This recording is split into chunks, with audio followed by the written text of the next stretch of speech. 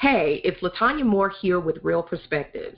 Our guest today is James Lambert, who is a documentarian and a professor of film with an important movie online called Conspiracy Theorists Lie.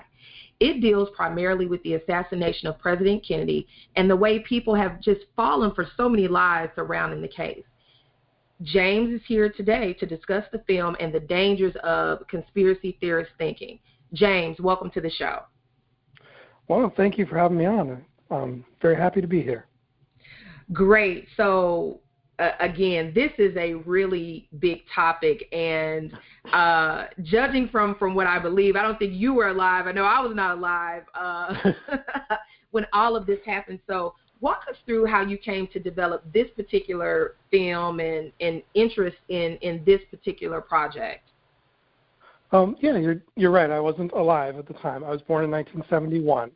And so as I grew up in the 70s, I started to see some things like on late night television, particularly an old rerun of a movie called Executive Action that was, about this conspiracy to kill Kennedy. And I got really interested in this as a kid, and I started talking to my friends about it. And I remember one friend especially was like, so there was this big conspiracy to kill the president, and like totally didn't believe me. And then as we got older and then Oliver Stone's film came out, that friend and all my other friends were like coming to me going, yeah, you were right. This is what happened. And, and it just we got deeper into it. And then when I actually went to Dealey Plaza for myself one day in the mid-90s and looked at it, and I saw how small the place was, and I saw how things just didn't look the same as the way they were portrayed on film. And I started to question if, I really knew the facts I thought I knew. And I started to look at the actual information, not just what the conspiracy theorists said. And it brought me on this journey of questioning that. And ultimately, I realized that what I thought I knew was a lot of lies, and that the facts were completely different from what I had been told. Wow. It's interesting how we have those little things as kids that come full circle and they find their way back to us and now they become a part of our life's mission and purpose, because I know in addition to this, you have an entire website really that is really just geared towards this concept of conspiracy theory and thinking, and just the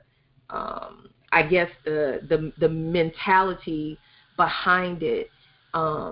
But this particular film, again, the documentary is called Conspiracy Theorists.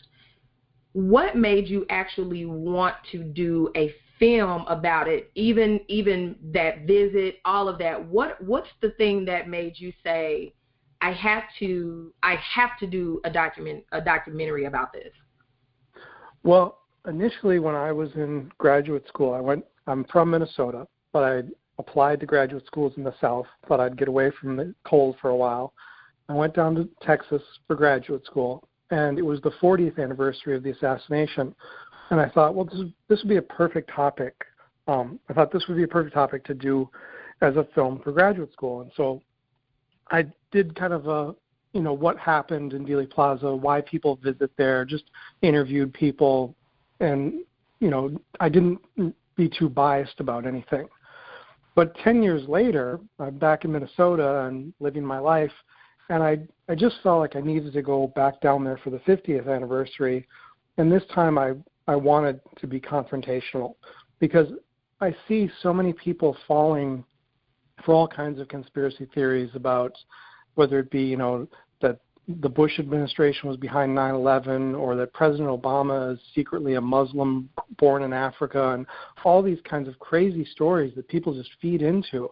And so I wanted to do something to push back against that mentality. And so I went down to 50th anniversary of the Kennedy assassination, I handed out these little booklets saying "Conspiracy Theorists Lie," and I pointed out a few facts, and I, provoked people into conversations to really try to get at why they believe these things and, what they thought, what their worldview was. Great. And that's really a great motivating factor, because a lot of times people will do a documentary, for example, just to sensationalize something, or they are kind of jumping on that bandwagon of, what's hot right now, a hot button topic. So to have this interest and to see it all the way through and to hold on to it for that amount of time, I think is really phenomenal. What type of feedback, though, have you received from your film? It's two extremes. It's either people love it or hate it.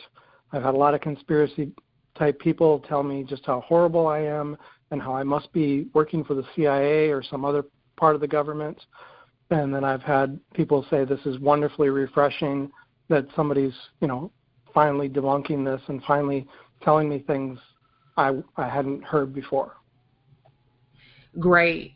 And how do you deal with the negative feedback? Well, if it's simply people think, I don't know what I'm talking about, I try to talk to them and, lay out that I do know what I'm talking about. But if they're so convinced that that I'm an agent of the government and I'm being paid to do this, then there's really not anything I can say to that, because you're not going to unconvince them. Right, absolutely. And in addition to this, though, because, again, I think this is going to be a controversial topic. It started before we both were alive, and it's probably going to continue even after we're gone, unfortunately. But your overall life story is really an interesting one. Share a little bit about your personal backstory with us. So, yeah, I was born in a house raised by two musicians. My parents were professional musicians all their lives, and so I kind of always thought, I'd do something artistic, something non-traditional, but I kind of wandered through life and wasn't getting anywhere. I worked in the early days of the CD-ROM business for this crazy guy who ran a little company, and he spent a lot more money than he had coming in, and I kind of got into that lifestyle with him. And then when everything came crashing down, he decided that his debts and his troubles in life were just too great, and he actually had a couple of guys take him out into a field and shoot him to make it look like he had been, murdered, so his wife would get the insurance money. The police figured out what happened. The guys went to jail. Nobody got insurance money. People like me and others who he owed money to were left without anything. And so I got on this, bad track of not being in a very legitimate business and not doing anything with my life. And finally, I met the woman I would ultimately marry. She encouraged me to go back to school. I decided that film was something I always really loved, and I would go to school for film.